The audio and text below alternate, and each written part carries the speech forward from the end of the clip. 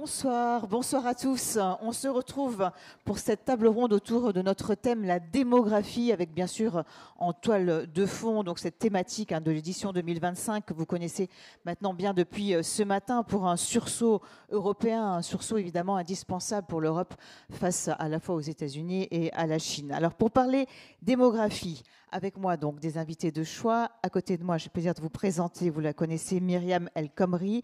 Elle est ancienne ministre du Travail, directrice du pôle conseil de la stratégie RSE du groupe Diosiassi et présidente de Oasis et compagnie. Bonsoir. À côté d'elle, Marc Gomez, vous êtes président France du groupe ADECO. En bout de table ronde, nous avons l'honneur d'avoir avec nous Jean-Marc Daniel, qui est économiste, professeur émérite à l'ESCP Europe. Et à côté de moi, Maxime Sbailly, économiste spécialisé sur les questions démographiques et directeur stratégique du Club Landois. Alors, notre table ronde, elle a pour objectif d'évaluer cette situation européenne en matière de compétitivité économique face à la Chine et aux États-Unis, en s'adossant bien sûr sur les constats et les recommandations de ce fameux rapport Draghi, qui nous inspire encore et qui doit continuer justement à nous inspirer, effectivement, parce qu'il regorge effectivement d'idées et de recommandations. Alors, pour démarrer, je propose de faire peut-être un point sur l'état des lieux justement de cette démographie, et puis très rapidement d'aller voir les solutions aujourd'hui qu'on peut mettre en place, parce que cette démographie, elle pose quand même pas mal de problèmes aujourd'hui, que ce soit en matière de travail, de retraite, on va avoir l'occasion d'en parler.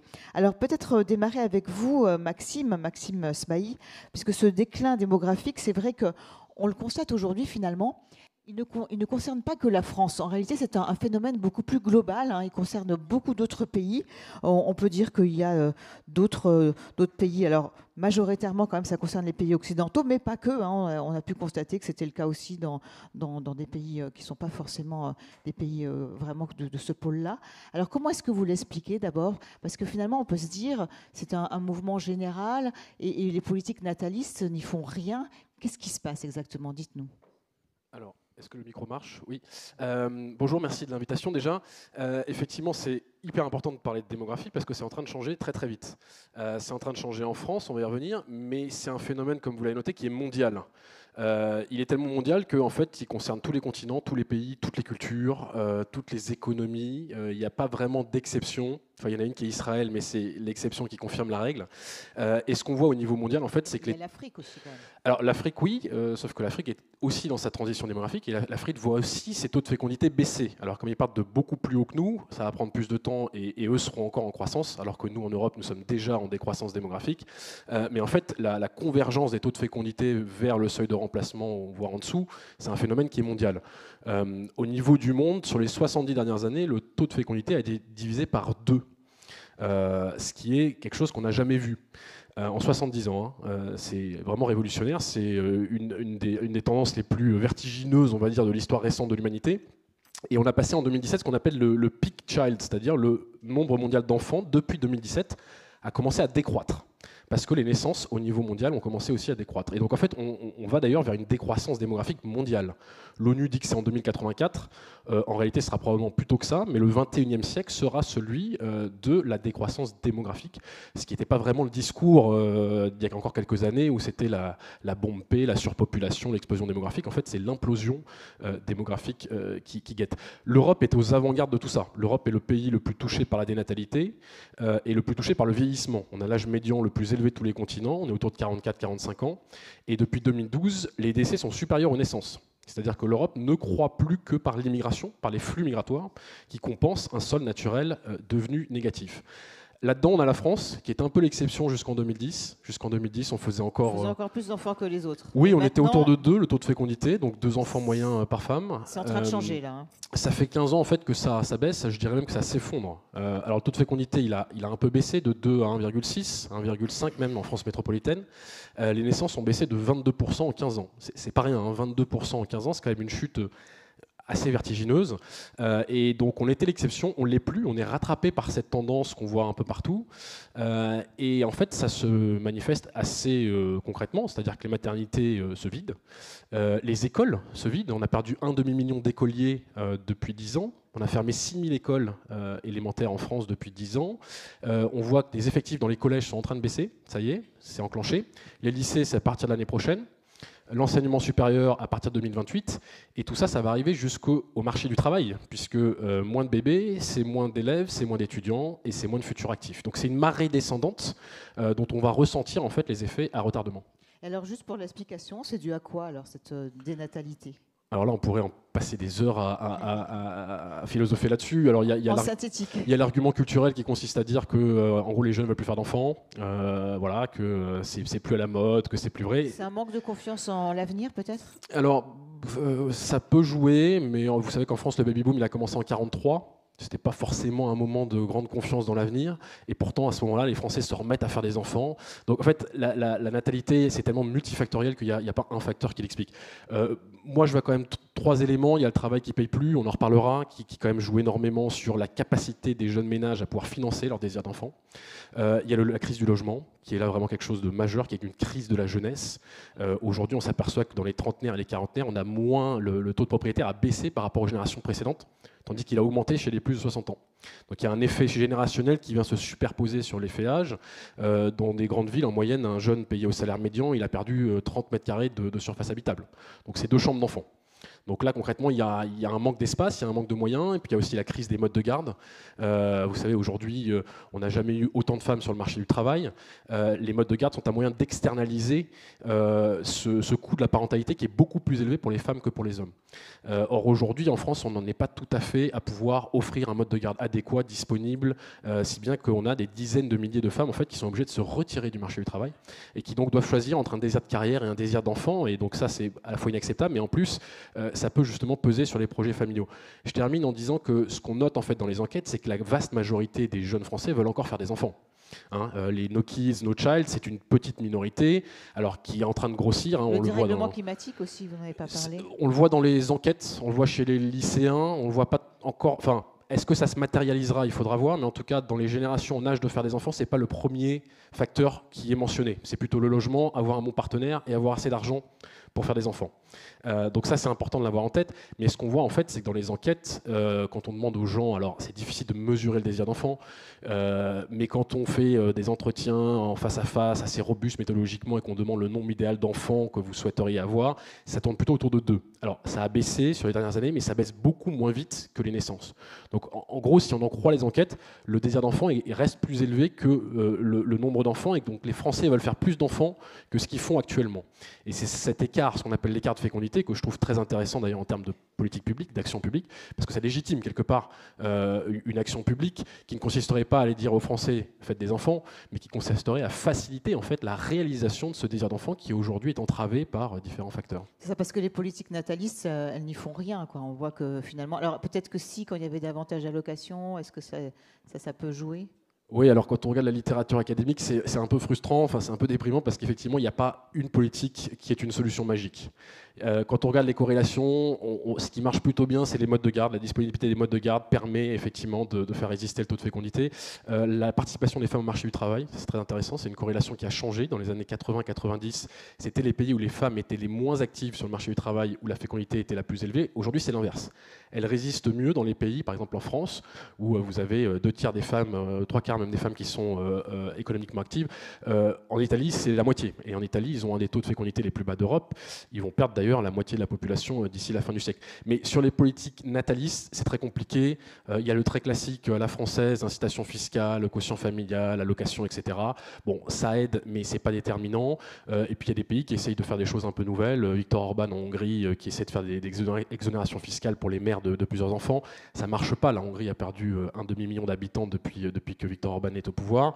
Et puis vous avez des choses un peu moins, un peu plus dystopiques, qui sont la Chine, par exemple, qui aujourd'hui est en train de perdre de la population, qui a un taux de fécondité à 1, qui est probablement bien en dessous parce qu'en fait les provinces reportent des taux de fécondité plus élevés pour avoir plus de subventions, et donc il y a un gonflement des statistiques qui fait qu'ils sont probablement à un niveau beaucoup plus bas, et qui eux carrément maintenant ont déployé des armées de fonctionnaires pour appeler les jeunes femmes en âge de faire des enfants pour savoir si elles sont enceintes. Vous voyez, donc là, on peut rapidement basculer sur des choses complètement liberticides.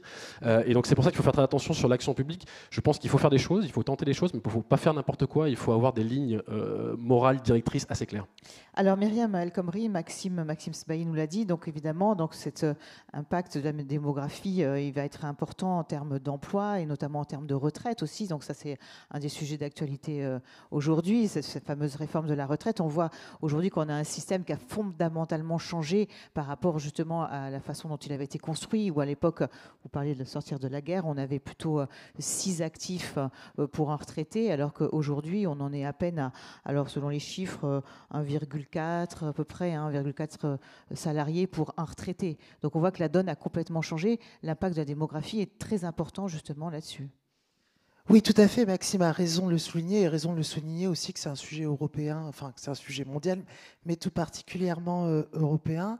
Et on est tout à fait, je pense ici d'accord, pour dire que notre modèle devient de moins en moins soutenable pour les générations futures. Puisque à partir du moment où si la base de cotisants diminue, ben évidemment, ça impacte notre système de protection sociale. Donc le vieillissement de la population, ça entraîne à la fois une augmentation du nombre de personnes dépendantes par rapport au nombre d'actifs. Ça joue sur notre système de protection sociale, mais ça joue aussi sur un accroissement des coûts liés à la santé. Et ça, c'est aussi un élément qui est important dans les impacts du vieillissement de la population. Dans le rapport Draghi, il encourage évidemment à adopter des dispositifs de réforme du marché du travail, pour celles et ceux qui sont motivés dans la salle, de soutien à la natalité, Maxime vient de le dire, mais aussi d'encourager les seniors à travailler, à être actifs plus longtemps. Moi, si je me remets 10 ans en arrière, lorsque j'étais ministre du Travail, justement, j'avais à peu près 600 à 700 000 départs à la retraite tous les ans et entre 750 et 850 entrées sur le marché du travail. C'est-à-dire que nous devions créer au minimum 150 000 emplois privés nets pour faire reculer finalement le chômage. Donc ça joue évidemment sur la question du taux de chômage et du taux d'emploi. Et aujourd'hui, on a entre 700 et 800 000 départs à la retraite tous les ans, mais on a entre 650 et 750 entrées sur le marché du travail. Donc c'est bien là toute la difficulté dans laquelle nous sommes. Donc clairement, on doit intégrer plus de personnes sur le marché du travail. Ça, c'est une réalité. Et donc, ça passe évidemment par les jeunes. Il faut accroître notre productivité. C'est aussi un des points.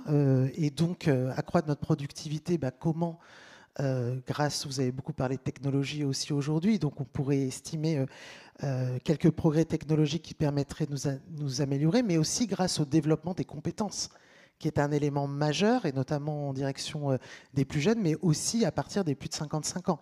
Donc il faut jouer à la fois sur la question du taux d'emploi des seniors, qui est un point faible aujourd'hui dans notre pays, d'améliorer ce taux d'activité des seniors, et puis en même temps, il faut améliorer notre productivité. C'est un petit peu ça l'équation dans laquelle nous sommes aujourd'hui. Juste un mot, Jean-Marc Daniel, pour terminer sur cette question des retraites, puisque c'est l'actualité. Dans ces conditions, la suspension aujourd'hui de la réforme, pour vous, quelle est votre position par rapport à tout ça? Il faudrait plutôt allonger, on va dire, l'âge justement de la retraite pour peut-être s'aligner sur ce que font nos voisins européens, tout simplement. Ça, on n'arrête pas de le dire. Oui, enfin, je ne pense pas qu'il faille focaliser le problème sur le problème de l'âge de départ à la retraite. C'est une des composantes. Mais pour compléter un peu ce qui vient d'être dit, moi, je ferai 3 remarques. La première remarque, c'est que effectivement, on vieillit. On a parlé de l'Europe, mais je rappelle quand même que l'endroit où le vieillissement est le plus sensible, c'est en Asie. On a parlé de la Chine, mais au Japon, il y a en ce moment des journaux au Japon qui vous donnent la date à laquelle l'empereur du Japon sera tout seul. Parce qu'à la vitesse à laquelle la population diminue, on peut calculer le moment où il n'y aura plus que l'empereur du Japon sur l'île. Et donc, je rappelle qu'en Corée, en ce moment, on se pose la question de savoir effectivement comment ça va évoluer, avec une réponse d'ailleurs qui n'est pas une réponse en termes d'âge de départ à la retraite, mais qui est en termes d'utilisation des gens qui sont en capacité de travailler. C'est-à-dire que les Coréens disent, c'est pas la peine de faire travailler des gens de 70 ans alors qu'ils sont déjà usés, il faut faire travailler les gens qui ont entre 25 et 50 ans. Donc l'âge n'est pas un enjeu, l'âge de départ à la retraite, c'est la durée légale du travail qui a été portée à 52 heures par semaine en Corée. 52 heures. Hein. 52 heures par semaine. Il y a de la marge avec nous quand même. Hein. 52 heures par semaine. Le samedi a disparu comme week-end et on est à 52 heures par semaine. Donc il y a effectivement un enjeu qui est un enjeu de quantité, de qualité de travail au travers de la productivité, de quantité de travail. Et la quantité de travail n'est pas uniquement calée sur l'âge de départ à la retraite. Il n'y a pas que les seniors à mettre au travail. Je pense qu'il y a une réflexion globale sur la qualité et la quantité de travail de tous. Et encore une fois, dire on va augmenter la quantité de travail des vieux et la qualité de travail des gens à 40 ans, je pense qu'il faut combiner les deux. Il faut augmenter les deux. La deuxième remarque que je ferai, c'est que effectivement, on est dans une situation où tout le monde a conscience du problème. Je rappelle que notre président de la République, en 2023, dans ses vœux, avait mis parmi ses priorités de l'année la lutte contre l'infertilité masculine. Il avait annoncé un plan de lutte contre l'infertilité masculine. Bon, ça fait partie des quelques promesses, je ne dirais pas s'il y en a beaucoup, mais enfin des quelques promesses qu'il n'a pas tenues. En tout cas, pas de façon efficace. Je pense que cette prise de conscience, c'est une prise de conscience qui, là aussi, doit être assez systématique, assez... Il faut faire de cet enjeu un enjeu qui est un enjeu prioritaire, c'est-à-dire que, et surtout, il faut en faire quelque chose qui est partagé par l'ensemble de la population et non pas un moyen de régler des comptes entre une partie de la population et une autre partie de la population. Et la troisième remarque que je ferai, c'est que, alors on en a parlé au niveau mondial, moi ce qui me frappe au niveau mondial, c'est que pour la première fois, non pas qu'il y ait des baisses de population, il y a déjà eu des baisses de population, l'humanité a failli disparaître à diverses périodes, mais pour la première fois, les vieux et les jeunes ne sont plus au même endroit. Les vieux, ils sont en Chine, ils sont au Japon, ils sont en Corée, ils sont maintenant en Europe. Les jeunes, ils sont en Inde et ils sont en Afrique. Et donc le véritable enjeu, et on a une réserve de croissance dans ces pays qui est colossale. Je pense que nous allons vers une période de croissance économique comme on n'en a pas connue. Pourquoi ? Parce que la grande croissance économique en Europe des 30 Glorieuses s'est faite sur la productivité d'une population qui quittait la campagne.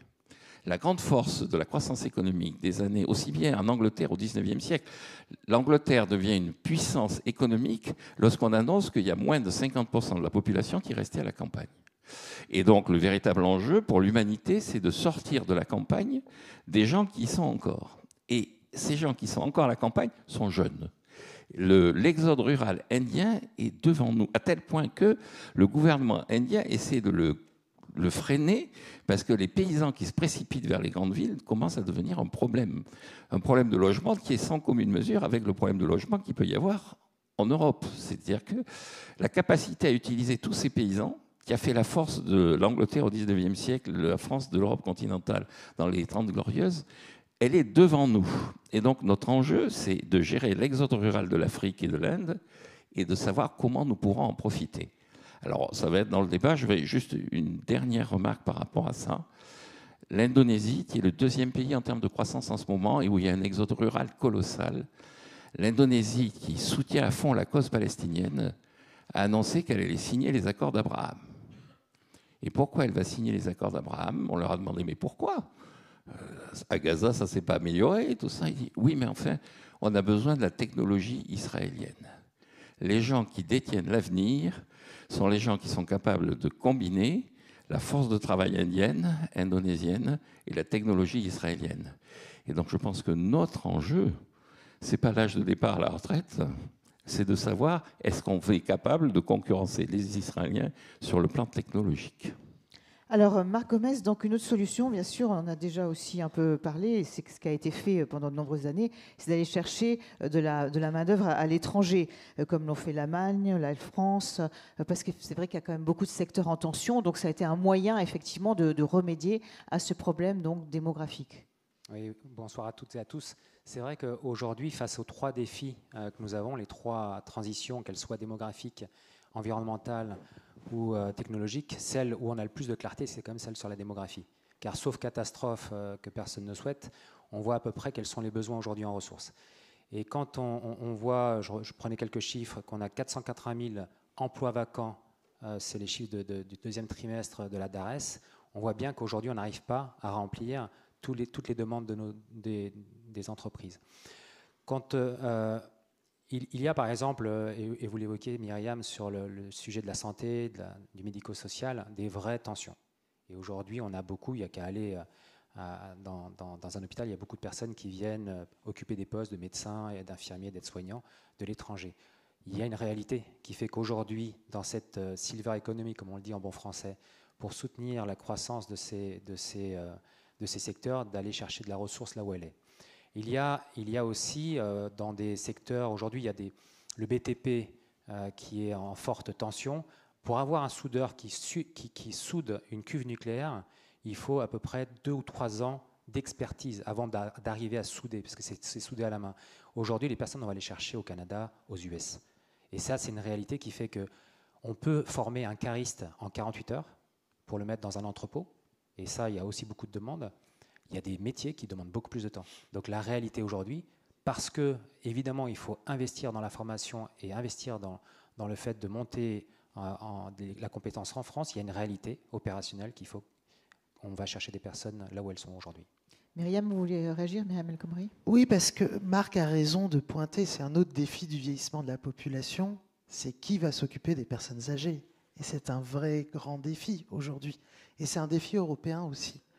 On sait que le médico-social et le sanitaire, aujourd'hui, Marc l'a très bien dit, on a à peu près 200, sur les 5 dernières années, on a eu plus de 240 000 départs à la retraite dans ce secteur-là. Okay.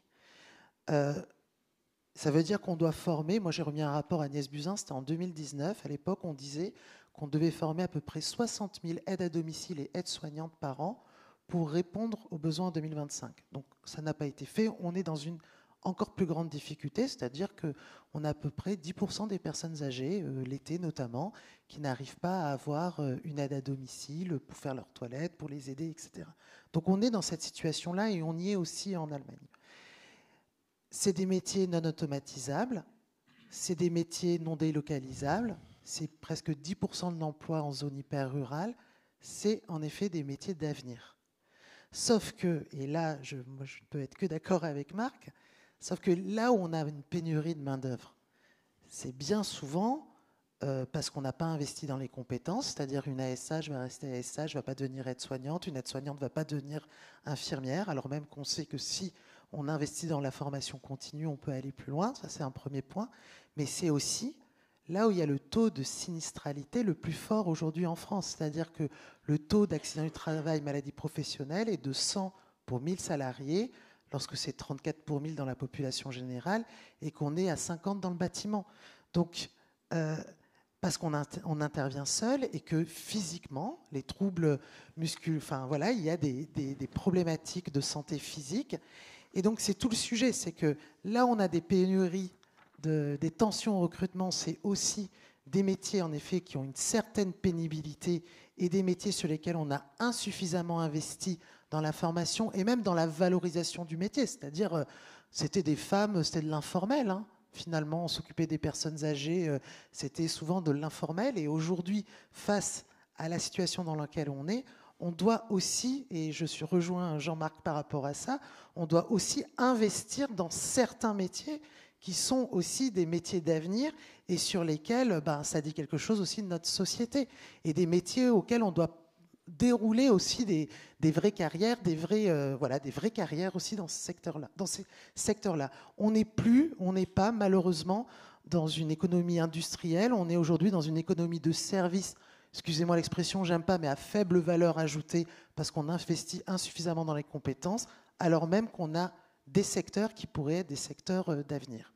Jean-Marc, pour rebondir sur ce que nous disait Marc à propos justement du fait d'aller chercher des personnes à l'étranger, pour vous, l'immigration, ce n'est pas forcément la seule solution. Alors vous avez une solution un peu iconoclaste, justement. Vous avez commencé à nous l'exposer tout à l'heure en disant, effectivement, les jeunes et les vieux ne sont pas forcément au même endroit. Et vous dites qu'il faut aller là où il y a de la main-d'œuvre et peut-être donc justement que les entreprises européennes aillent directement implanter leurs usines dans ces pays-là. C'est une idée quand même qu'on n'a pas forcément tout de suite à l'esprit. Oui, oui, alors c'est une idée que je développe depuis très longtemps, que je développe y compris en présence du président Chalandard, qui n'est pas du tout d'accord, mais c'est une idée que, effectivement, je pense que le véritable enjeu des pays européens, c'est la silver economy, c'est pas la politique industrielle dont nous parlions dans la table ronde précédente, c'est la silver economy, vous avez lâché le mot, vous l'avez dit, effectivement, on va avoir besoin de gens qui s'occupent des personnes âgées dans les EHPAD. Il va falloir, c'est pas infamant de s'occuper de personnes âgées, et c'est pas moins noble que d'être mineur de fond. Donc, je veux dire, c'est ce qui correspond à l'état de notre société. Alors, par rapport à ça, il faut avoir les moyens de financer et d'assurer le niveau de vie de la population. Et là aussi, ce que je trouve intéressant, c'est qu'on a des exemples concrets. La Corée, le Japon sont en avance d'une certaine façon par rapport à nous. Vous regardez les comptes extérieurs du Japon en ce moment, vous apercevez que le Japon a un déficit commercial de 90 milliards de dollars. 90 milliards de dollars, c'est à peu près la même chose que la France. Ça veut dire quoi? Ça veut dire que le Japon, dans sa consommation courante, ne produit plus assez pour satisfaire les besoins de sa population. Vous regardez la production nationale, en sens de la comptabilité nationale du Japon, elle est au niveau de celle de l'Espagne. Mais vous regardez le niveau de vie des Japonais, les Japonais vivent correctement. Et pourquoi? Parce que l'autre jour, lorsqu'il y a eu cette négociation entre les Japonais et les Américains sur les droits de douane, les Japonais ont dit, écoutez, nous, on ne va pas être punis, on a 90 milliards de dollars de déficit commercial, vous n'allez pas nous mettre des droits de douane.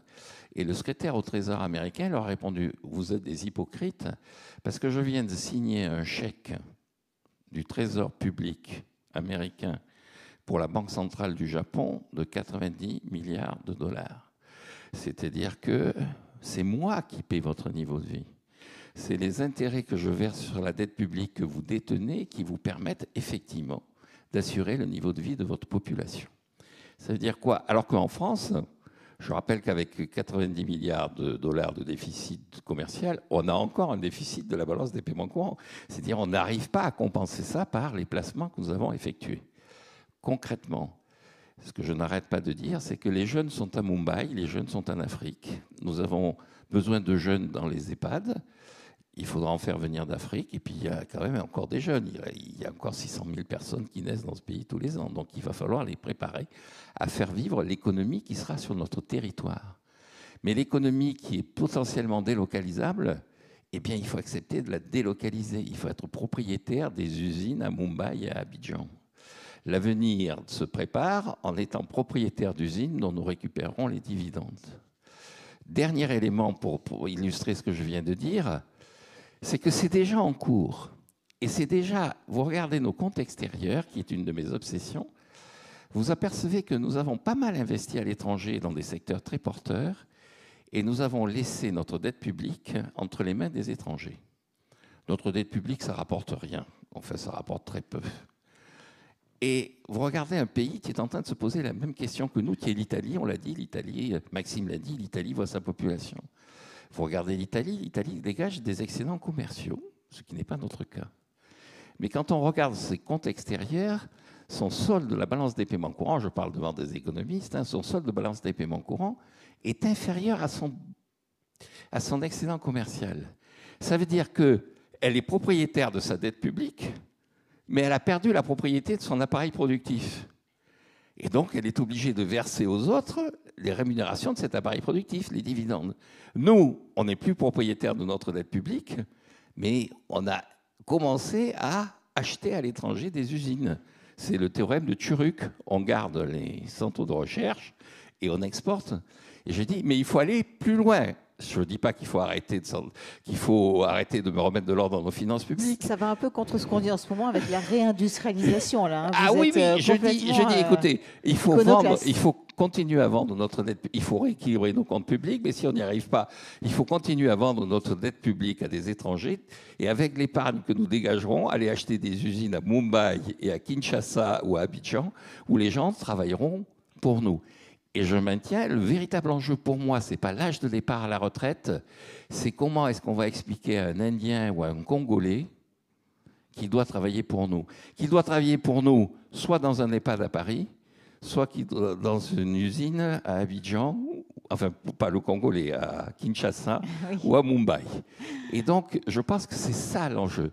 Je maintiens la situation démographique. Je ne sais pas ce qu'elle sera en 2100. En 2100, Maxime l'a dit, tout le monde vieillit. Donc en 2100, il n'y aura plus que des vieux. Pour le moment, il y a encore des jeunes. Simplement, les jeunes, ils ne sont pas chez nous. Donc les jeunes, soit on les fait venir, soit on va chez eux, on va chez eux. Et dernière remarque, je ne veux pas monopoliser la parole, mais je pense qu'on n'a pas intérêt à en faire trop venir. Je pense qu'on a besoin de médecins, mais à Abidjan, ils ont aussi besoin de médecins. Et aller voir les Africains en leur disant, écoutez, c'est bien gentil, alors toi, tu ne sers à rien, tu ne sais rien faire, tu restes. Oh, toi, là, tu as une belle formation, là. Allez, tu viens, on a un hôpital, Georges Pompidou, ça s'appelle, c'est magnifique. Je pense que les gens qui restent à Abidjan ont le droit d'avoir des médecins. Et donc, il ne faut pas les vider de leurs médecins, il faut trouver un véritable partenariat avec eux. Alors, comment est-ce que vous réagissez à ces propositions? Maxime, peut-être un mot? Alors moi, j'ai beaucoup de mal à contredire mon ancien professeur. C'est bien. C'est difficile. Oui, oui. Je tiens à signaler que c'était un de mes meilleurs élèves, donc je me souviens de lui. Parce qu'en général, je me souviens des élèves pour deux raisons. La première, il y a ceux qui m'ont, pour parler vulgairement, qui m'ont fait chier. Et il y a ceux qui ont été de bons élèves. Lui, il est dans la deuxième catégorie. Merci, je suis ravi de l'apprendre. Non, mais ce que décrit Jean-Marc Daniel, c'est une stratégie, effectivement, c'est la stratégie japonaise, c'est d'exporter du capital à l'étranger parce que le rendement n'est plus dans le pays et donc on va chercher du rendement à l'étranger et on le rapatrie avec un yen en plus qui est sous-évalué et donc ça permet effectivement d'avoir des gains intéressants. Pour moi, c'est une stratégie de court terme qui ne pourra pas durer. Parce que déjà, ça vous rend extrêmement dépendant de l'étranger, de tout ce qui se passe à l'étranger. Donc tout votre niveau de vie, toute votre richesse par laquelle vous ensuite vous allez financer vos services publics, etc., est dépendant des étrangers. Donc là, en termes de souveraineté, on n'y est pas du tout. Et puis, il y a aussi un problème, c'est qu'au bout d'un moment, la démographie des autres est en train de décliner aussi. Et d'ailleurs, le Japon, quand vous regardez l'Asie du Sud-Est, la Corée, le Vietnam, ce sont des pays qui vont se retrouver en fait dans la même situation démographique que le Japon, qui est beaucoup plus avancé, bien sûr, qui a des décennies d'avance sur tout le monde, mais qui du coup va aussi ressentir ce problème démographique à ses portes. Donc c'est une stratégie qui marche sur le court terme, mais on voit très bien au Japon, le PIB ne croît plus. Le Japon vient de se faire dépasser par l'Allemagne en termes de puissance économique. Le Japon perd 100 habitants par heure, et le Japon surtout rétrocède dans tous les classements de dépôt de brevets et de création d'entreprises. Parce que le problème, quand vous avez une raréfaction de la jeunesse, c'est ça dont on parle en fait, c'est la raréfaction des jeunes. Voilà. Le corollaire, c'est le vieillissement, on a de plus en plus de vieux, on a de moins en moins de jeunes. La productivité, la créativité, les brevets, l'entrepreneuriat, la prise de risque, c'est aussi l'innovation. Oui. L'innovation, c'est aussi quelque chose qui est assez réservé à la jeunesse. Et vous avez quand même beaucoup de papiers justement qui sortent en expliquant que, en fait, moins de jeunes, c'est tout ça sur le quoi vous faites une croix. Et ça, vous avez beaucoup de mal ensuite à le rattraper. Et donc, vous pouvez exporter tout le capital que vous voulez. C'est très compliqué de continuer à croître. D'ailleurs, les deux exemples que Jean-Marc a donnés, l'Italie et le Japon, je vous rappelle, ce sont ceux qui ont les dettes publiques les plus élevées au monde. Et l'Italie, ça fait 20 ans qu'il n'y a plus beaucoup de croissance. Et le Japon est en train doucement de dégringoler. Donc, c'est une stratégie de court terme pour arriver à maintenir ce qu'il y a encore à maintenir, mais à terme, en fait, vous êtes rattrapé par la démographie pour ces questions-là. Juste, il faut bien comprendre ce qui se passe, en fait, c'est que la pyramide des âges est en train de s'inverser. C'est ça qu'on n'a jamais connu. C'est-à-dire qu'elle maigrit par la dénatalité par le bas. Le Japon, quand vous regardez la pyramide des âges, il faut arrêter de parler de pyramide, hein, c'est une pyramide inversée, il faut trouver des nouveaux noms. Et elle grossit d'autant plus par le haut, d'autant plus qu'on vieillit longtemps, mais parce qu'il y a aussi un effet de massification qui fait que voilà, on a de plus en plus de personnes âgées et de moins en moins de jeunes pour les financer, pour les aider, pour les accompagner. Et donc ça pose un problème phénoménal qui nécessite quand même d'aller chercher de la main-d'œuvre ailleurs. Alors, il y a la productivité, il y a la technologie, on va en reparler, mais il y a aussi quand même besoin, à la fin, j'en parlais d'ailleurs avec des généraux de l'armée qui disaient, en fait, aussi bien sur le plan économique que militaire, il faut des actifs et il faut des hommes et des femmes sur le terrain pour occuper le terrain. C'est pareil en économie. On ne pourra pas se passer indéfiniment des actifs, et encore moins d'ailleurs dans un modèle social français qui, je vous rappelle, a été construit en fait les 80 ans sur une pyramide des âges pyramidale. Et c'est pour ça que ça craque aussi. Hein. Alors vous nous ramenez sur le thème des jeunes, et c'est très important, je pense, de parler de ces jeunes, parce qu'aujourd'hui, on sent qu'il y a Alors, est-ce que c'est un problème? En tout cas, une distanciation vis-à-vis du monde du travail, une quête de sens, des jeunes qui parfois se sentent moins bien traités que leurs aînés, qui se disent on va moins bien vivre que nos parents, et qui, du coup, ont du mal à s'intégrer aussi sur le marché du travail. Je ne sais pas qui veut réagir là-dessus, Myriam, ou peut-être Marc? Peut-être juste une remarque avant sur les personnes d'origine étrangère. Dans les métiers du grand âge aujourd'hui, elles sont majoritaires. Enfin, c'est une réalité. Et par contre, moi, je le dis très clairement ici, il y a aussi un autre principe de réalité. Moi, depuis 5 ans, j'harcèle tous les ministres de l'Intérieur pour régulariser administrativement des aides-soignants, des infirmiers, des aides à domicile. Donc, c'est aussi notre capacité à intégrer et donner une situation administrative à des personnes aujourd'hui qui vont sur ces métiers. Parce que je pense qu'il y a aussi des biais culturels et que la place des personnes âgées dans la société n'est pas vue de la même manière en Afrique ou aussi en Europe. Et donc, il y a, en tout cas, ces métiers-là continuent d'attirer. Par contre, la manière dont ils sont exercés font perdre le sens, en fait, compte. On n'a pas envie, quand on va travailler auprès des personnes âgées, on n'a pas envie de choisir entre faire vite et faire bien. Nos temps de trajet d'un domicile à une personne âgée, finalement, ces temps de trajet-là sont payés que dans 30% des départements. C'est comme si vous disiez à un vendeur dans une boutique téléphonie, vous êtes payé que quand un client rentre dans la boutique. Enfin, voilà, c'est aussi cette réalité-là. Donc, je pense que pour réussir ça, il faut à la fois... il faut revaloriser ces métiers, les revaloriser culturellement, mais les revaloriser aussi évidemment financièrement. Mais au-delà de ça, permettre à celles et ceux qui les exercent, qui sont d'origine étrangère, de pouvoir les exercer. Et ça fait lien avec les jeunes, parce qu'un jeune sur 10 qui sort du bac veut devenir infirmier. Voilà. Sauf qu'il quitte assez rapidement le métier. Voilà. Pourquoi justement? Pourquoi? Parce que c'est... l'absentéisme engendre de l'absentéisme, les astreintes, les difficultés, les rémunérations. Une aide à domicile, elle a un taux de précarité à 19%, lorsque le taux de précarité des salariés français est à 6%, pour plein de raisons. Et le choix entre le sens du métier d'accompagner l'humain et la manière aujourd'hui où il est fortement taylorisé, ce métier, le compte n'y est pas aussi. Donc voilà, je pense qu'il faut qu'on se dise... mais la population étrangère aujourd'hui est majoritaire dans ces métiers-là. Voilà. Et les jeunes sont attirés, sauf que les jeunes sont vite aussi dégoûtés de ces métiers-là. Je pense, Myriam, vous avez raison, il y a un vrai sujet de revalorisation. J'ai évoqué tout à l'heure le métier de cariste. C'est le métier le plus pénurique dans tout Adecco au monde. C'est le premier. La semaine dernière, j'étais avec un géant de l'agroalimentaire qui me disait aujourd'hui, je suis obligé de réduire la productivité de mes usines uniquement parce que je n'ai pas les caristes pour remplir les camions. Et quand un dirigeant d'un grand groupe se retrouve à réduire la productivité alors que le marché lui demande d'être à pleine cadence, je peux vous assurer que le cariste, quel que soit le prix, il le veut. Donc nous, ça fait des années, parce que ce métier-là est pénurique depuis des années. Pourquoi on n'arrive pas à les former alors qu'il faut que 48 heures pour avoir la licence de cariste? C'est parce que personne ne veut devenir cariste. C'est parce qu'aujourd'hui, on ne donne pas de perspective pour dire tu seras cariste et demain, tu seras chef de service. Tu feras autre chose. Et après, tu feras autre chose. Voilà. Pareil sur les chauffeurs routiers. Les chauffeurs routiers, les personnes veulent rentrer à la maison parce qu'elles veulent avoir une vie de famille. Donc les chauffeurs routiers internationaux qui partent en Suède et qui font le tour de l'Europe de l'Est pour revenir ensuite à la maison au bout de 2 semaines, c'est très difficile à avoir des personnes qui ont envie de cette carrière. Et donc la plupart des jeunes, je ne veux pas caricaturer, mais veulent travailler dans l'IA, veulent travailler face à un ordinateur, veulent faire du coding.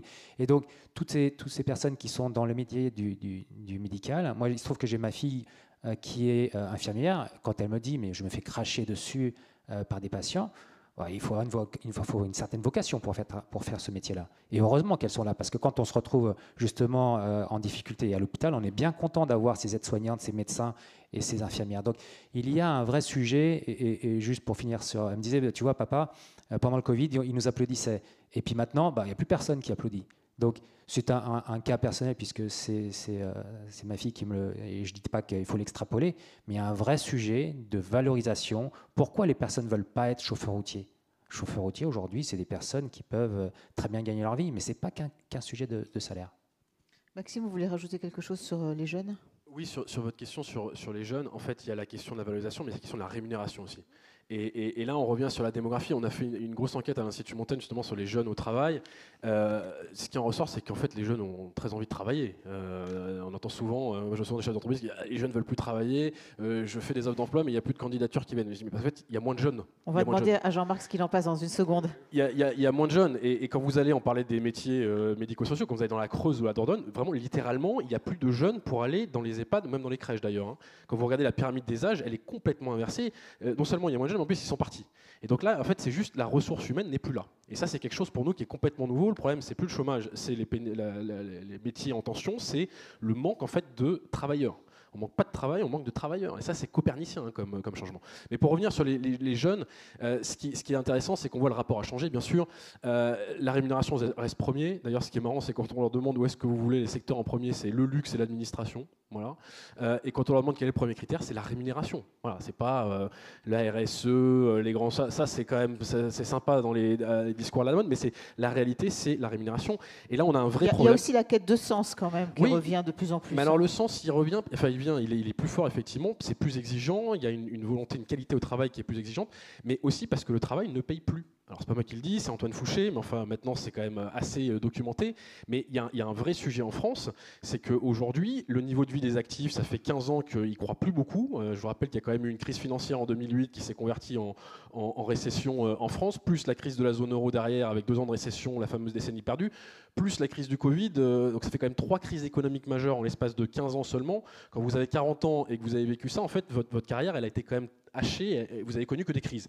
Et donc ça joue beaucoup sur le niveau de vie des actifs, tellement qu'aujourd'hui, je vous rappelle que le niveau de vie des retraités, mettons, est équivalent à celui des actifs. C'est-à-dire ce qui a augmenté en France sur les 30 dernières années, c'est le niveau de vie des retraités, c'est moins celui des actifs. Pourquoi ? Parce qu'on a un problème aujourd'hui, et là on revient sur le modèle social et sur le fait que la pyramide est en train de s'inverser, la pression sur les actifs, elle est de plus en plus forte, on le voit sur les taux de cotisation, on le voit sur les fiches de paye, 28% en moyenne du salaire brut qui part dans les cotisations retraite. Aucune autre génération n'a connu ça par le passé. Et donc la solidarité intergénérationnelle coûte très cher, elle coûte de plus en plus cher aux actifs parce qu'il y a de moins en moins d'actifs pour toujours plus de retraités. Et donc le problème qu'on a aujourd'hui, c'est que ce fameux coin socio-fiscal, la différence entre ce que paye l'employeur et ce que touche le salarié sur son compte en banque, c'est du quitte au double. Et ça, on n'a jamais connu aussi. Et donc là, il faut qu'on réfléchisse aussi... La différence entre le brut et le net est trop importante. Exactement. Et comment faire en sorte que la facture démographique, on ne la fasse pas peser que sur les jeunes, parce qu'aujourd'hui, c'est quand même un peu ça, c'est quand même les nouvelles générations qui payent cette facture démographique. Comment est-ce qu'on arrête de la faire peser uniquement sur le travail ? Et ça, c'est tout le débat sur le financement de la sécurité sociale, de l'élargir. Mais encore une fois, c'est très concret. Et on revient sur le désir d'enfant et la volonté ou pas de faire des enfants. Ça prive aussi les jeunes, vous voyez, de moyens pour faire des enfants. Et un dernier chiffre qui moi, m'a beaucoup marqué, dans les années 70, vous pouviez doubler votre niveau de vie en travaillant en 15 ans. Donc vous faites des enfants, vous savez qu'en 15 ans, vous doublez votre niveau de vie, qu'il y a un momentum économique, qu'il y a du vent dans les voiles, vous ne vous posez pas trop de questions, vous savez que vous allez pouvoir le financer. Voilà, c'est plus le cas aujourd'hui. Aujourd'hui, il faudrait 80 ans de travail pour doubler son niveau de vie. Et donc en fait, ça c'est quand même une rupture générationnelle majeure, c'est une cassure énorme. On parlait du logement, quand vous avez le travail qui ne paye plus et le logement qui n'est plus accessible, oui, là les cassures intergénérationnelles, elles sont extrêmement fortes. Et d'ailleurs le ressentiment est en train de monter d'ailleurs parmi les jeunes qui commencent à s'en rendre compte. Et donc là, il y a vraiment quelque chose à faire parce qu'on ne peut pas simplement regarder ça en se disant ça va passer ou simplement on va financer ça d'une manière ou d'une autre. Les dépenses de retraite vont augmenter, les dépenses de santé vont augmenter. On ne parle jamais de la dépendance, ça va nous coûter aussi plusieurs dizaines de milliards par an à partir de la prochaine décennie. Et donc tout ça va coûter très très cher. On est déjà dans le rouge sur les comptes publics. Il va falloir en plus qu'on remilitarise, puisqu'on a promis à M. Trump qu'on est aux 3% de PIB. Il va falloir qu'on finance aussi la transition climatique. Donc tout ça va pousser à la hausse les dépenses publiques au moment où on est à la limite. Et donc la question, c'est la répartition entre les âges, la répartition entre les générations, et quels sont les arbitrages budgétaires qu'on fait. C'est pas une mince affaire. Alors Jean-Marc Daniel, est-ce que vous êtes d'accord avec votre brillant élève ? Pas du tout, et je suis très déçu. Non, je rappellerai quand même quelques éléments. D'abord, ce que dit Antoine Fouché, c'est pas ce qu'il a dit. Antoine Fouché dit le travail n'a jamais autant rapporté. Le seul problème, c'est que en niveau. Le seul problème, c'est que les perspectives ne sont pas celles qu'elles étaient. Mais en niveau, on n'a jamais autant gagné. Et je rappelle, là aussi, c'est une anecdote que je mets souvent en avant, quand on a créé le SMIC, on est en 1970, et le Premier ministre de l'époque, c'est Jacques Chaban-Delmas, et il dit le SMIC sera à 3,30 francs. On lui a fait faire tout un tas d'études et tout ça. Et donc, c'est un coup de pouce énorme par rapport à ce qui s'était passé, malgré le coup de pouce de 1968. Et on lui dit, pourquoi 3,30 francs ? Et il répond, parce que je suis maire de Bordeaux.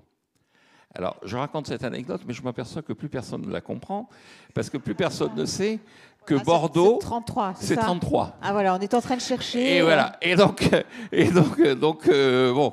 Et donc, à l'époque, la CGT avait dit, c'est dommage qu'il ne soit pas maire d'Épinal. Et donc... et alors... Redites-nous, c'est combien, Épinal? C'est les Vosges, c'est 88. 88, c'est ça. Et donc, à l'époque, 3 francs 30, il faut regarder ce que ça représente au pouvoir d'achat d'aujourd'hui. Vous avez un convertisseur que vous donne l'INSEE. Les convertisseurs vous donnent, ça fait 4,50 €. Le pouvoir d'achat du SMICAR en 1970, ça représente 4,50 €. Oui, mais tout a changé. Enfin, le marché du logement, tout a changé. Enfin, Non, mais on ne peut pas comparer. Si, c'est dans le pouvoir d'achat. Le pouvoir d'achat tel qu'il est mesuré par l'INSEE, il incorpore l'évolution de tous les marchés, y compris le marché du logement.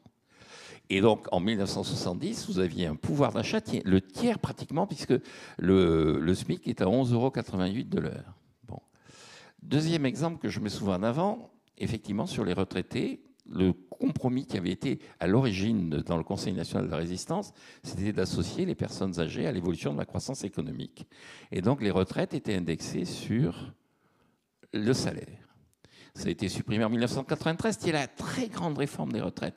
Depuis, quand vous regardez l'évolution des retraites, il y a la cassure de 93. Ça a été fait habilement. Le texte a été publié le 15 août 1993. Et donc, le 15 août, ce pays qui est assommé de travail, le 15 août, on ne réagit pas beaucoup. On est assommé de travail, mais bon, on n'est quand même pas au rendez-vous. Et donc, à l'époque, donc on bloque les retraites. C'est-à-dire que quelqu'un qui aurait pris sa retraite en 1993, alors maintenant s'il est toujours vivant, hein, parce que s'il a pris sa retraite en 93, il n'a eu 0 de gain de pouvoir d'achat. Le SMIC est à combien? Il est à 34 francs. Si vous regardez en convertisseur INSEE, y compris l'évolution du logement, y compris toute l'évolution, ça fait 8,75 €. C'est-à-dire que le revenu d'activité a augmenté de 35%. Je suis d'accord, il y a eu des crises et tout ça, mais les gens qui travaillent ont régulièrement des gains. Les gens qui sont à la retraite n'ont plus de gains. Alors on peut dire les retraites sont maintenant... vous n'êtes pas d'accord, hein, il y a les revenus du capital et le niveau de vie et le patrimoine accumulé. Non, mais je compare le travail avec la retraite. Après, effectivement, il y a les gens qui ont épargné. Bon. Et dernier élément statistique que je mets en avant. Si vous regardez, effectivement, on dit la retraite moyenne maintenant est... En fait, la référence, c'est la retraite de quelqu'un qui a... Alors, c'est assez compliqué parce que dans les retraites, vous avez des gens qui sont en pension de réversion, vous avez des gens... Bon. Donc, on prend la référence de l'INSEE, c'est le revenu de quelqu'un de 80 ans. Quand vous regardez les gens qui ont 80 ans, mais vous apercevez qu'effectivement, ils gagnent plus à la retraite que beaucoup d'actifs, parce que les gens qui ont le même type de métier que les actifs qui partent à la retraite, il y en a toute une partie qui sont morts. C'est-à-dire les gens qui sont encore à 80 ans à la retraite sont des gens qui appartiennent à des classes sociales relativement favorisées, et donc ils ont une retraite relativement importante parce qu'ils ont eu un revenu d'activité relativement important. Là aussi, une anecdote personnelle, j'ai été à un moment donné dans ma vie numéro 2 du régime de retraite, du régime de sécurité sociale des mineurs. Et quand j'ai été accueilli, donc la règle du jeu, c'était que le directeur arrivait du ministère des Affaires sociales et le numéro 2 arrivait du ministère des Finances, ce qui était mon cas, j'arrivais de la direction du budget. Et donc il m'a accueilli, le numéro 1, en me disant « c'est pas un régime de retraite, ici c'est un régime de pension de réversion ». Parce que le mineur ne part pas à la retraite avec une espérance de vie colossale. Des mineurs, il n'y en a plus. Ça, il n'y en a plus. Ils sont morts. Ils sont morts de silicose. Et on a arrêté, effectivement. Bon. Et je dis ça pour rebondir un peu sur le rapport au travail. Moi, ce qui m'avait frappé, c'est effectivement, je pense qu'il y a un problème de rapport au travail, qui est le fait que tous ces gens, quand je voyais ces mineurs, ils avaient devant eux une vie qui avait été extrêmement pénible, une espérance de vie qui était très réduite. Et c'était comme dans la chanson de Pierre Bachelet, c'est-à-dire ils vivaient leur métier comme leur nation. Ils en étaient fiers. Et la question que je me pose, c'est pourquoi est-ce qu'on n'arrive plus à être fier de son métier? C'est une question que je pose parce que dans les années 70, pour conclure, ce boomer qui a mené une vie de cocagne et qui il travaillait 40 heures par semaine, il avait 4 semaines de congés payés et il acquérait des droits à la retraite sur la base de départ à la retraite à 65 ans. D'ailleurs, la dernière fois que j'ai eu quelqu'un qui m'a fait ce genre de dire les boomers et tout ça, j'ai dit écoutez, moi, je propose une chose simple, que les jeunes aient les mêmes conditions de travail que les boomers. 4 semaines de congés payés, 40 heures de semaine de travail par semaine, mais pas les 52 heures coréennes, 40 heures. Et donc, pour conclure, je pense que l'enjeu, ce n'est pas d'organiser la guerre des générations, c'est effectivement de préparer l'avenir en travaillant plus, parce que je crois qu'il faut qu'on travaille plus, et en épargnant plus. Pour conclure, dans le débat budgétaire actuel, ce qui me frappe, c'est que les deux ennemis de nos députés, ce sont les immigrés pour les uns et les riches pour les autres, et la solution à nos problèmes, c'est les immigrés et les riches. Alors, si on continue sur ces jeunes, justement, pour redonner ce goût au travail, Marc Gomes, vous travaillez beaucoup avec des acteurs publics et privés pour faire en sorte, finalement, que business et enseignement aillent de pair, pour redonner, justement, peut-être ce goût au travail, pour mieux les orienter, pour bien présenter les filières. Qu'est-ce que vous faites concrètement ? Alors, clairement, aujourd'hui, et on le dit depuis tout à l'heure, les enjeux sont colossaux. Et le fait de mettre tout le monde autour de la table et de jouer sur le collectif, c'est une vraie réalité. Il faut jouer sur le collectif dans l'entreprise, mais moi, et d'ailleurs, c'est la raison pour laquelle j'ai tout de suite accepté d'intervenir dans ce forum ce soir, c'est parce que je pense qu'on se nourrit les uns les autres. On a une vision différente des problématiques, et le fait d'en parler, de travailler ensemble me paraît être important. La réalité aujourd'hui, vous savez, actuellement, on est sur, et c'est pas uniquement l'administration, on est en train de revoir les budgets. Et il fut un temps, on arrivait à planifier un plan strat à 3 ans, faire le budget. Là, aujourd'hui, de planifier l'année qui vient, parce que les choses changent à une vitesse incroyable, ça requiert un muscle un peu différent. Et c'est pour ça aussi, pour répondre à votre remarque sur les métiers aujourd'hui, ils évoluent extrêmement vite. Extrêmement vite.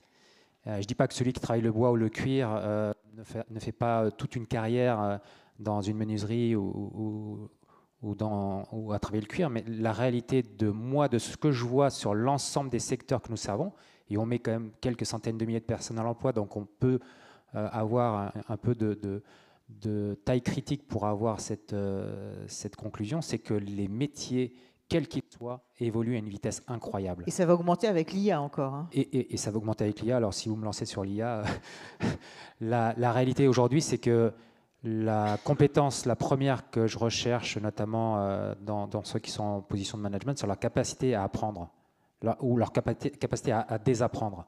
Parce que nos grands-parents pouvaient peut-être faire une carrière sur la seule compétence de formation initiale. Nos parents déjà devaient remettre à jour à quelques 10-15 ans d'intervalle. Aujourd'hui, c'est une réalité qu'il faut apprendre toute sa vie.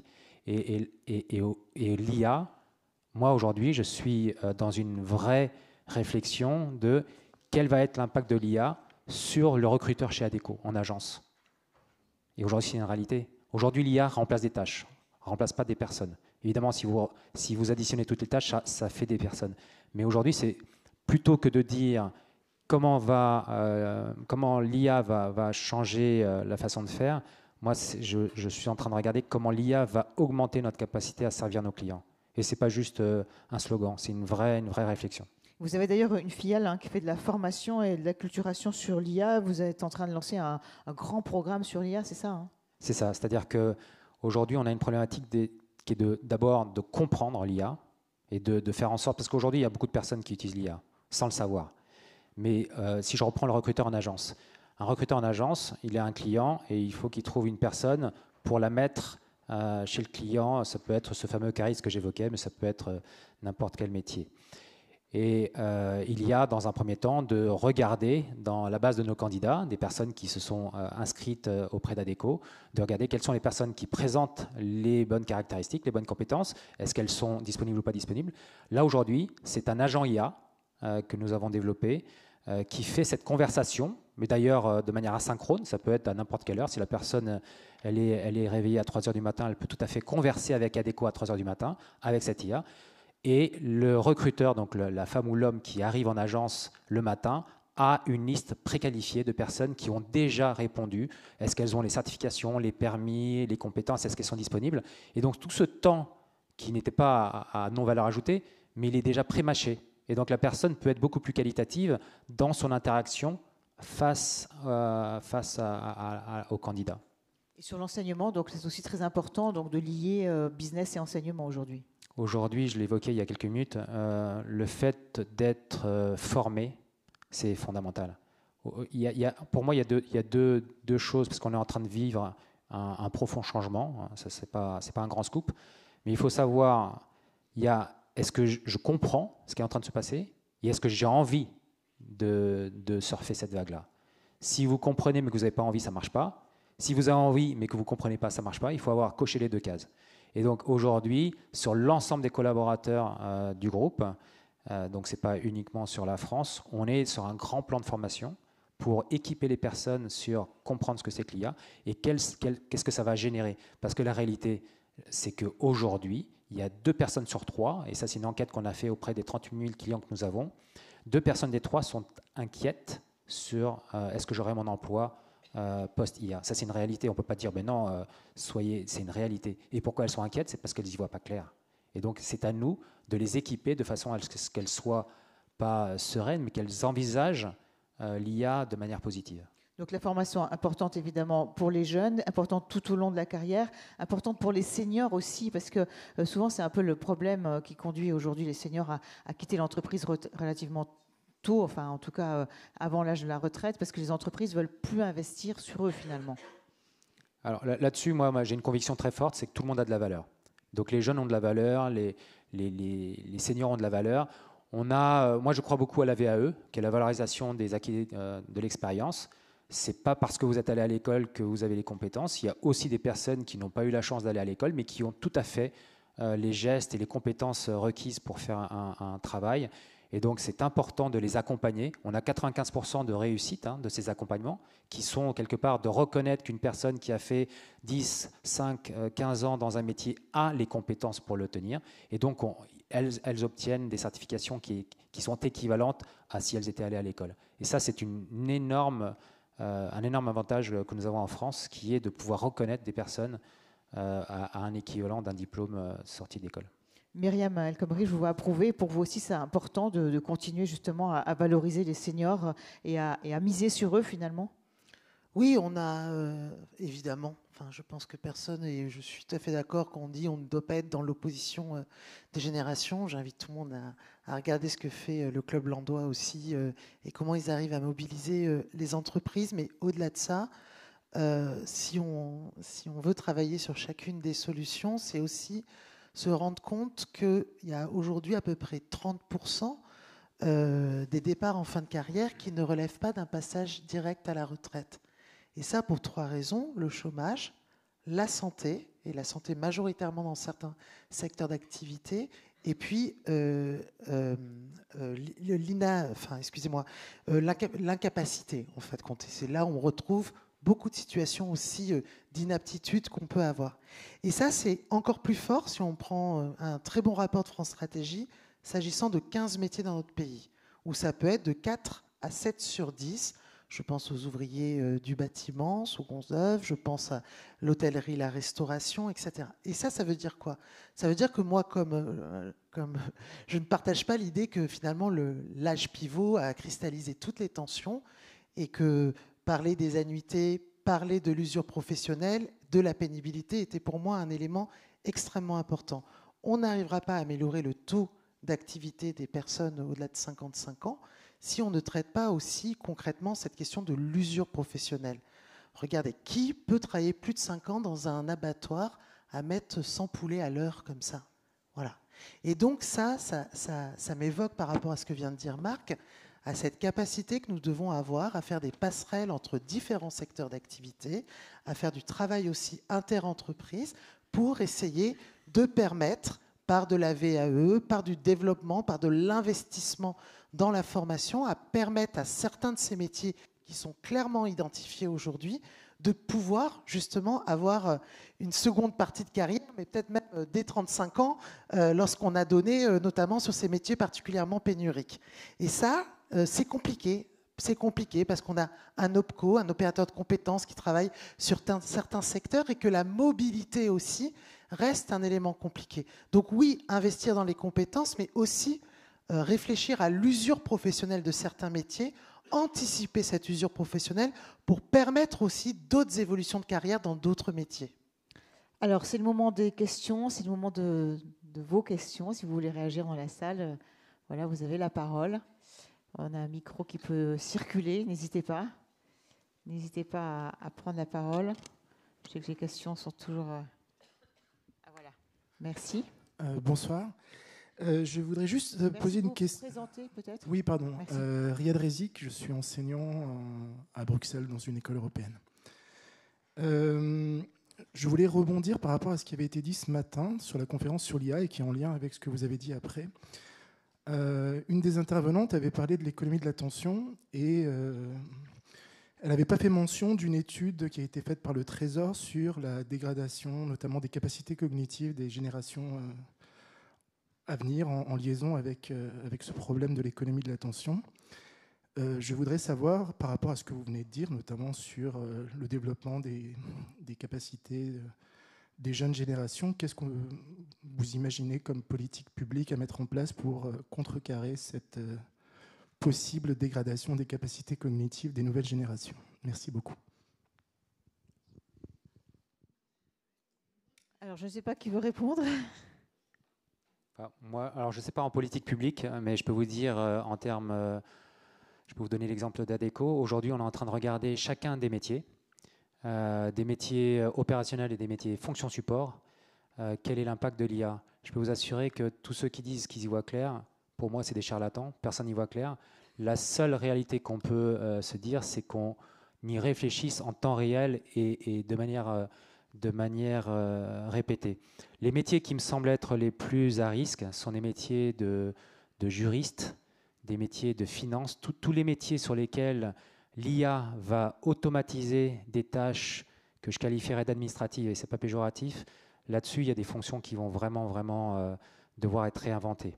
Sur les métiers opérationnels, je vous évoquais tout à l'heure l'exemple de pouvoir faire un pré-screening et une liste préparée de façon à ce que la personne, quand elle arrive le matin, elle ait déjà une liste pré-mâchée, si j'ose dire, de façon à être beaucoup plus qualitative et qu'elle puisse passer plus de temps avec le candidat et plus de temps avec les clients. Ça, c'est une réalité, ça se passe et ça marche plutôt bien. Le vrai sujet, c'est vraiment de s'assurer que tout le monde soit équipé et prenne cette vague de l'IA, parce que c'est une vraie disruption. Hein. C'est pas une petite chose. En entreprise, on prend ça très au sérieux parce qu'on est en train de revoir complètement où est-ce qu'on va bouger les personnes. Et bouger les personnes, c'est ce que vous disiez, Myriam, c'est d'amener les compétences. Et aujourd'hui, c'est pas à vous que je vais apprendre ça, il y a du upskilling et du reskilling. Upskilling, c'est j'ai un comptable, il monte dans son département et il devient de plus en plus compétent dans la finance. Le reskilling, c'est vraiment changer complètement de métier. Et ça demande et d'être accompagné et d'avoir la motivation pour complètement remettre son disque dur à zéro. Et ça, c'est un vrai enjeu que de pouvoir switcher, et on le fait chez des clients. L'exemple le plus concret, c'est ce qu'on fait avec un grand acteur de l'automobile qui nous a dit, ben voilà, vous le savez tous, hein, on est en train de passer du moteur thermique au moteur électrique, et qui nous a dit, ben voilà, on a des centaines et des milliers de personnes qui ne sont plus utiles, si j'ose dire, sur les lignes d'assemblage de voitures thermiques, et il faut les convertir en termes de compétences à pouvoir faire de la batterie électrique. Bon, ça, c'est des vrais exemples concrets de projets qu'on mène et qui sont une réalité de toutes les industries. Là, j'ai pris l'automobile parce que tout le monde le comprend, mais toutes les industries sont en train de se réinventer. Est-ce que vous avez d'autres questions? Parce que je ne vois pas de questions sur le flux, justement, Internet pour l'instant. Est-ce que vous avez d'autres questions dans la salle?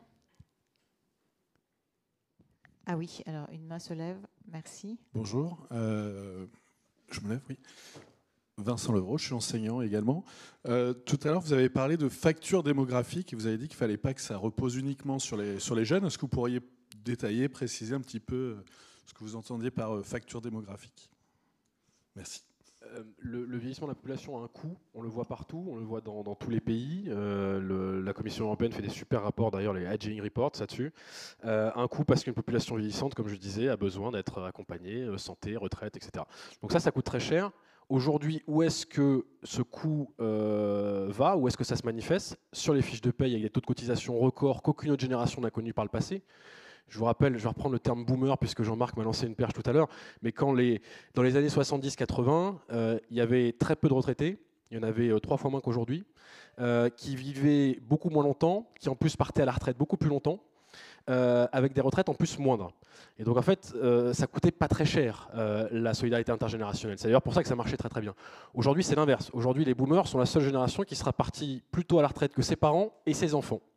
Et non seulement on a une longévité à la retraite en France qui est en moyenne de 20 ans, en plus on a des retraites en comparaison internationale qui sont plutôt généreuses par rapport aux autres pays, mais tout ça en plus c'est financé, non pas par capitalisation, par flux privé, par la répartition, et donc ce sont les jeunes qui financent ça, enfin, en tout cas les actifs. Et donc le problème qu'on a, c'est que on est en train d'asphyxier les actifs, c'est ce qui est en train de se passer aujourd'hui. Et on est en train d'asphyxier aussi les comptes publics, parce que je vous rappelle que ça ne suffit pas en fait pour payer cette facture, si bien qu'aujourd'hui, quand vous regardez sur les dernières années, ce qui explique l'emballement de la dépense publique et donc ce qui va alimenter la dette, ce sont principalement les dépenses sociales. Et les dépenses sociales, la moitié, ce sont les retraites et la santé. Et donc en fait, ça, on n'a jamais connu ça avant. Je vous rappelle d'ailleurs, dans les 2 derniers budgets, on a quand même coupé dans les dépenses d'enseignement supérieur et de la recherche, ça vous concerne, alors qu'on a augmenté les retraites. C'est-à-dire qu'on est arrivé à faire des arbitrages budgétaires, sous contrainte budgétaire, forcément, qui font qu'aujourd'hui, on fait des choix qui ne sont pas des choix d'avenir, qui sont plutôt des choix, je trouve, de désinvestissement de l'avenir pour financer un modèle social et un modèle, en fait, une préférence française pour la retraite. Concrètement, c'est ça. C'est-à-dire qu'en fait, tous les gains de productivité qu'on a eus, on les a plutôt affectés à la retraite. C'est-à-dire qu'on ne travaille pas plus longtemps qu'avant. On passe simplement beaucoup plus de temps à la retraite. Et en plus, on a un nombre record de retraités. Et donc c'est là le problème. C'est pas parce que les retraités sont égoïstes ou quoi que ce soit, c'est parce qu'ils sont beaucoup plus nombreux et qu'ils n'ont jamais été aussi nombreux, tout simplement. La protection sociale n'est pas plus généreuse avec les plus âgés aujourd'hui qu'elle ne l'était hier. Simplement, ils sont 18 millions aujourd'hui, ils vont passer le cap des 20 millions. Et ça, on ne connaît pas, on ne sait pas ce que c'est, on n'a jamais réfléchi à un modèle social qui finance une pyramide des âges inversée. Donc cette facture, elle est là, elle coûte cher, elle va coûter d'autant plus cher. La dépendance, c'est vraiment le gros sujet au-delà des retraites. On passe notre temps à parler de la retraite, on en a tous marre de parler de la retraite, mais il va falloir parler du reste et de ce risque de longévité, qui en soi est une bonne chose, on vit plus longtemps, magnifique, super, sauf qu'en fait, il faut financer ça, et il faut financer un baby-boom d'hier qui est devenu un papy-boom. Donc la facture démographique, c'est tout ça mis ensemble. Ce sera le mot de la fin, puisqu'on est arrivé à la fin, oui, Jean-Marc. Juste 2 remarques par rapport à ce qui a été dit. La première remarque, c'est que... c'est que on pourrait passer la nuit. Effectivement, il y a un problème non pas de revenus des retraités. Encore une fois, il y a des gens qui, à la retraite, ne gagnent pas beaucoup. Et je rappelle que sur les ronds-points des Gilets jaunes, il y avait surtout des retraités, vu la situation qui leur est faite. Mais fondamentalement, c'est le nombre. Et donc, le nombre de retraités, c'est effectivement l'âge de départ, les conditions de départ à la retraite. C'est effectivement un enjeu. Et le deuxième élément, c'est qu'il ne faut pas se faire d'illusions. Quand vous avez beaucoup de vieux et pas beaucoup de jeunes, il faut aller chercher les jeunes. Et donc, j'insiste sur le fait que pour aller chercher les jeunes, il faut soit les faire venir, soit dégager de l'épargne. Il faut faire des enfants. Il faut faire des enfants. Mais alors, on ne va pas faire le tour de table pour savoir combien les gens autour de la table ont d'enfants. Si, on peut. Alors, on va finir avec ça. Combien d'enfants, alors? 4. Ah, bravo. J'ai été moins courageuse. 2. Moi aussi, 2. 1. Eh bien, moi, j'en ai 3, mais à l'âge que j'ai maintenant, je regarde mes petits-enfants et je n'en ai que 2. Alors, ce sera le mot de la fin. Merci beaucoup à tous nos intervenants. Merci de les applaudir. Merci.